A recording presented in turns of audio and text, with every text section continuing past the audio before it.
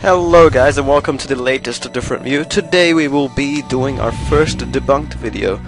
Today we will be doing Abyssal Scepter versus Rabadon's Deathcap as a first rush item. Now you may be asking why Abyssal versus Deathcap. Well, first of all, I wondered this question myself. Second of all, I've seen a few things that makes me want to do this calculation. I have linked them within this post. I hope you'll enjoy it. Let's get into it. So firstly, you may be asking why we'll be doing this. So first of all, I've seen quite a few threads, something like this one and this one, where people have said, Abyssal is better on certain champions in certain times, and some threads with people being extremely confused and giving mixed messages. So I wanted to put that to rest and make some definitive calculations that sorts this out once and for all. This isn't just something that, low elo scrubs are going to be doing. For example, I've seen pros do this as well. So for example, I've linked a video here. It's in a Kings of Europe game with M5 as a cipher, and you'll see Alex Ich, their AP mid, build Abyssal Scepter as a first rush item on Malphite, and it follows exactly the assumptions I'm going to make in this post. So hopefully we'll see what Alex Ich is trying to achieve by using this build. Let's see how much damage he gains and how much damage mitigation he gains. Okay, so firstly, I'd like to thank Euphory for helping make the graphs, and CRS Sitco for helping me form the opinions and help provide insight into this matter. So firstly, we have to wonder at what point we're going to compare these two items. It's only worth comparing as a first rush item. Why? Because Abyssal's passive loses effectiveness as the game goes further on, whereas Deathcap's passive gains effectiveness as you'll be stacking more AP, and 30% of more AP is more AP. So in most situations you will be building a Deathcap. So what we're wondering is building an Abyssal first gonna warrant you skipping a Deathcap for a later time? Now, firstly we need to figure out who we're calculating this for. So this is assumptions, and under the current meta, the AP mid is the one who's building the most ability power, and they'll be the ones likely to rush Rabadon's Deathcap. Let's take a look at what Abyssal Scepter does for them. So firstly, we need to start off with some base item assumptions, because obviously no one just rushes Deathcap as their first item. They will have a couple of items, and the standard build would be Sorcerer's Shoes and a couple of Doran's Rings. Now, it is Sorcerer's Shoes and Doran's Rings because it'll take some time to save up for that 2,600 or 3,600 gold it takes to build these full items, so they will be building these items in the meantime along with health potions and wards, etc.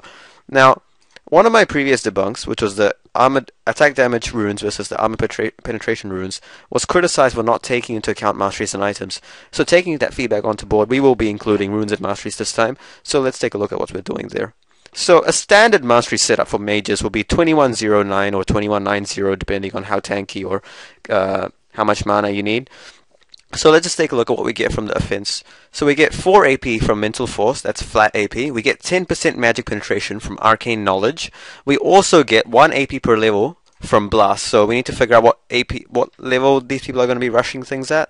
So I asked a few people and they said anywhere from level 9 to level 14.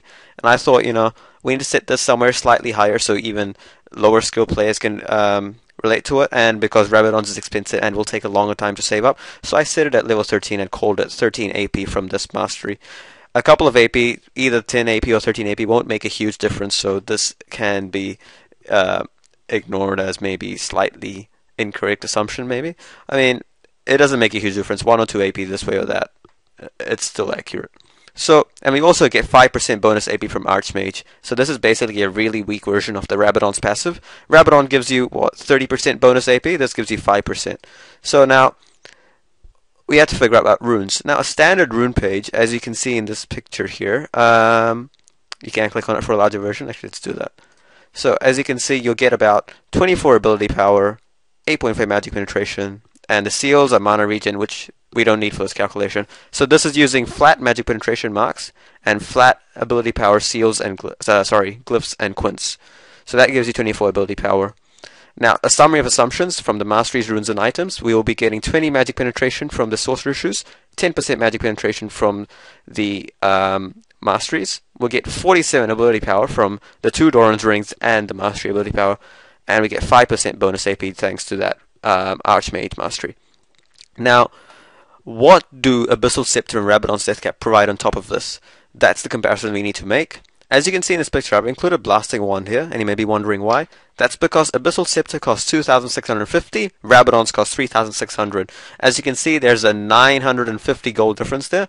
Blasting Wand is 860. So you can add on a Blasting Wand to an Abyssal Scepter, and it will still be cheaper than Rabadon's, and therefore a worthwhile comparison. Now, the most important part of this comparison is the passives. So does 20 magic reduction from the Abyssal outweigh the 30% bonus AP given by the Rabadons and the higher base AP it has? So magic reduction provides varying benefits across different magic resist levels. I mean, each point of magic resist does increase the effective HP by 1% of your base HP. However, the damage mitigation does not seem linear at first glance. I have included this table so you can take a look at how much magic resist affects the damage you're doing. So for example, 100 damage with 0 magic resist does 100. However, with 25 magic resist you'll only be doing 80 magic damage. So take a look at this table and you'll figure out how much magic resist is actually worth. Now going back to the calculations here, using all this passive and assumptions, let's take a look at a couple of graphs here. So firstly, we have the damage that Abyssal and Deathcap will be doing. So as you can see here with Abyssal, at 0, with an ability of with 0 AP ratio and a 250 base damage, that's the base damage I'm going to be using for this graphs. That damage does not matter. I can set that at any value, and the effective damage increase will be the same for either because only AP ratio affects the damage increase. Base damage is common across both items. So as you can see here, you do get 250 damage at this point, and as your AP ratio increases, you will be doing more damage, and as the MR increases, they'll be doing less damage. Now let's take a look at the same thing for Deathcap. Now you can see that the cap go to up to 900, whereas here is 700. That's because it does provide higher AP. That means it scales very well off AP ratio. So you can see that the damage increase is much higher here. However, we need to figure out how much higher compared to Abyssal. So let's do that. Let's go back to the thread. Now, as you can see, these two graphs do provide the damage, to show you the damage that you deal as a result of these items on top of the base assumptions. Now, that's not good enough. We need to figure out the difference in the items. We need to find an easy way to compare rather than just random two graphs with random copper colored. So introducing the contour difference plot, here we see the difference between them. So a quick explanation on this. As I said, AP ratio is on the bottom and enemy MR is up here, and this is the difference. Now as you may notice, it is in 0.1, 0.2, 0.3. What are these numbers, Diff? These numbers are the percentage damage increase you deal due to Rabadons. So for example, at this point here where it's relatively green, I'd say, that's about 20% increase in damage due to Rabadons. So at this point, which is around 0.8 AP ratio with an enemy MR of around 200, if you had a Rabadons, you will be doing 20% more damage than if you had an Abyssal. Now obviously as a first rush item, no one in the enemy is going to have 200 MR, so you'll be looking more around this range here. So let me just draw a line. You'll be looking more around that range right there. So as you can see, for a majority of the early game, so anywhere below 30 MR, Rabadon's outdoes Abyssal. Why is this? Because Abyssal provides 20 MR magic reduction. Magic reduction can take an enemy magic resist below 0. However, you also have 20 magic penetration from Sorcerer Shoes. So you're gonna have enemy's base MR of 30. You're gonna have to minus 20 due to the Abyssal, and then the enemy is gonna have 10 MR, and Sorcerer Shoes penetrates 20 of that. However, penetration cannot take the enemy MR below 0. So you'll be wasting 10 magic penetration stats on nothing. So you'll end up reducing the enemy's MR to 0, but you'll be doing that anyway with the Rabadons. So at any point above 30 here, you can see that Abyssal becomes slowly more effective, and it levels off again at 50 because that's how much penetration reduction you have in total due to the Abyssal. So as you can see, this scenario, with anywhere around this zone, it'll be worth to have an Abyssal. Why is that? Because look at the color here. It's what, dark blue, slightly dark blue. That's around here. You'll be doing around 3 to 5% more damage as a result of Rabadons in this area but you will be giving up so much durability that you'll gain due to Abyssal. Abyssal gives you what, 57 magic resistance. That's going to prevent you from being bursted down by an enemy champion. For example, LeBlanc can burst down enemies from full to 0 in no time. If you have an Abyssal, you can survive one round of that burst. I can't guarantee it, but you'll be more likely to survive it due to having an Abyssal. Now, giving up 3% damage to do that is, in my opinion, worth it. However, look at this. The enemy has to have around 55-60 MR, and your ratio has to be around 0.5 to result in that kind of situation. Now, this black line right here, that is the separation line. So anywhere in that area to the left of it, so it's all of this, that's where Abyssal does more damage. Anywhere here is where Rabadon does more damage.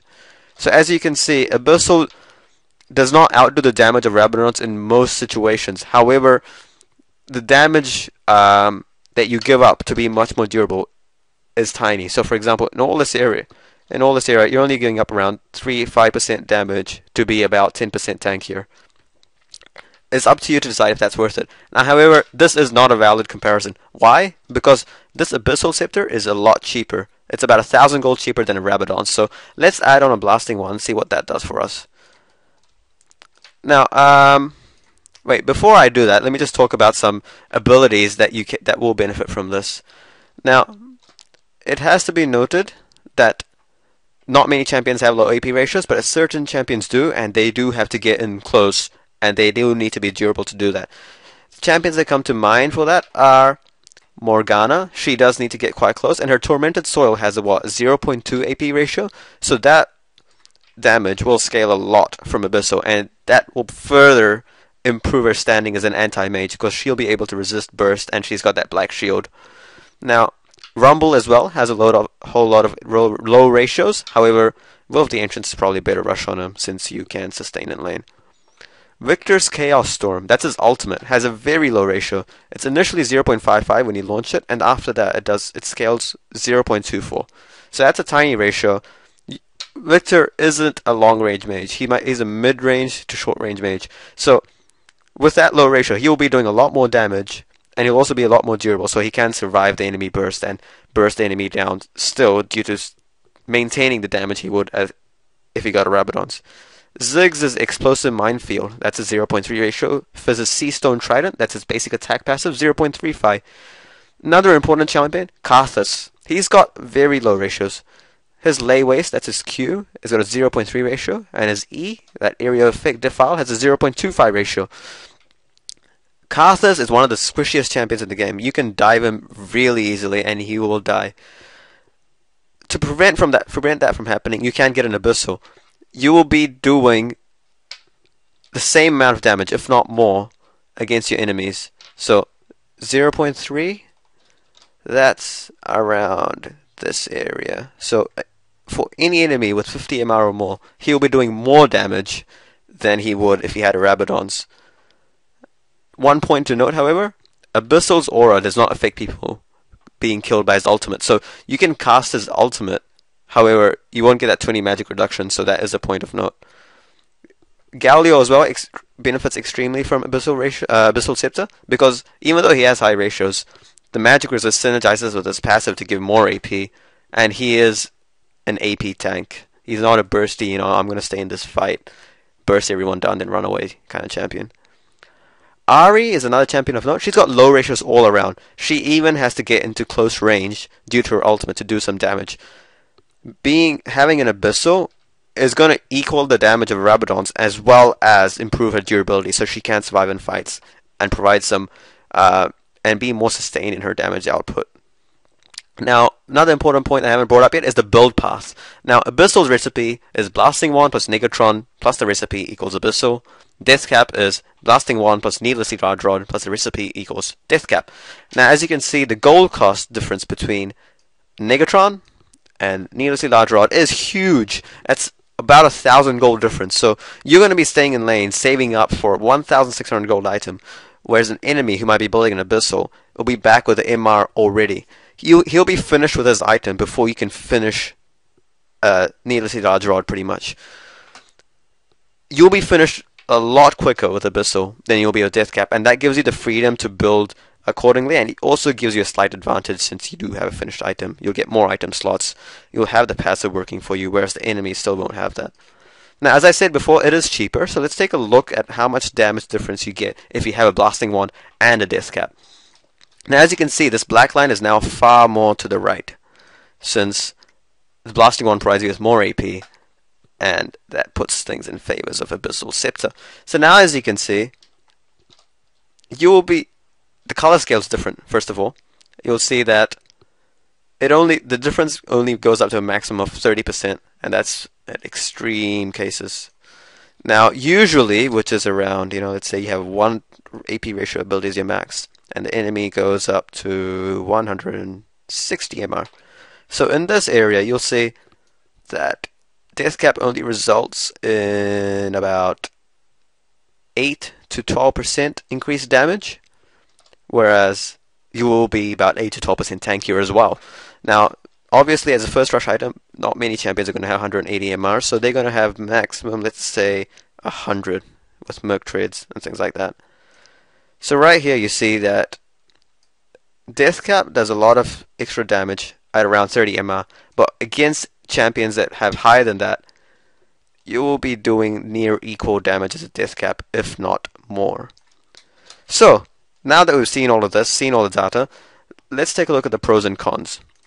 The pros of rushing Abyssal: you save a lot of money, since it's 1,000 gold cheaper. The item is finished quicker, so you benefit from the passive a lot quicker. You save item slots and things like that. You also provide a team-wide aura, so the other users in your team can also gain extra damage output. So let's say, like the video I linked in the beginning, you're running Malphite mid and you have a Vladimir up top. That Vladimir is going to benefit as a result of you having Abyssal, since he will be doing a lot more damage to enemy champions with less than 20 less MR. So it's beneficial for your team as well. You also gain the ability to survive a burst, so you won't die just with simple mages QWER. It's going to take a bit more to kill you. So you prevent the enemy from snowballing. So, for example, LeBlanc can't burst you down. That prevents her from getting fed. That helps you win your lane, and it's a great item overall. Now, the cons of rushing Abyssal: you go up some front-loaded damage, which is what mages are for. So mages' role in a mid-game fight, for example, is to burst enemy carries down, blow your whole QWER combo, and then get out of there. Usually, anyway. So you go up some of that front-loaded damage to be a lot more durable. So, I mean, if you feel that the damage decrease, let's say 3-5%, is worth being durable, it's up to you to buy it. And there's also the disadvantage of missing out on the 30% increased AP for the duration of your next item build. So, for example, if you're going Abyssal and then going Deathcap, you will be missing out on that 30% passive for the duration of setting up for Deathcap. Whereas if you have Deathcap and then go Abyssal, you'll still be getting that 30% bonus when you buy that Blasting Wand for Abyssal. Now, if you want my personal opinion, I feel that giving up a few percent of your damage to be much more durable is a worthwhile trade-off on certain champions. It would also be extremely beneficial, in my opinion, for a double AP setup, as I mentioned before.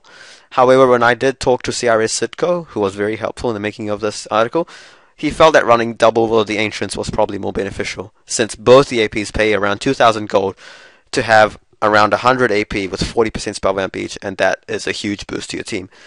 110 AP, sorry. It was also great for countering snowballing champions, as I mentioned before, and you will do enough damage and you will be durable enough to hold your lane, to win your lane, in my opinion. Now, that this post has been a few days in the making, and I've had some people tell me that I should compare this to Haunting Guise and Rod of Ages, since they're other common rush items. I didn't want to make this post insanely long. It's already in 2 parts, and I didn't want to, bore you or make unnecessary calculations just yet. So if I do get huge demand for those 2 items, I will do a comparison. However, if you wanted my estimate or a guess on how well they compare, I'd say that Abyssal and Haunting Guise and Rod of Ages all compare similarly when you calculate the damage increase. I would say Rod of Ages compares to Abyssal in the tankiness it gives you, whereas Haunting Guise compares in the damage it would give you. And Abyssal combines the best of both of those items into one passive. Now, that does come to the end of my analysis. read my post if you want a more in-depth analysis. I have tried being as quick as possible in this video, so as to not bore you. So I hope you guys enjoyed this article. Post any comments and feedback you have. I will try to improve on it. If you have watched my previous videos, you will notice in this video I have tried to be a little bit more enthusiastic, as some people have told me to be, and I hope that's working out well. Comments, please. I will go to Facebook, YouTube, other random things. You know, if you do like my blog, if you do like my posts, I would appreciate if you subscribe or like. I mean, it helps me out in getting more sponsors or things like that. Do it if you want. I mean, I'm not going to force you to like it if you don't like it. Like it if you do like it, so I know you like it. I hope that didn't confuse you. Anyway, end of the video. DiffTheEnder signing out. I'll see you next time. Cheers.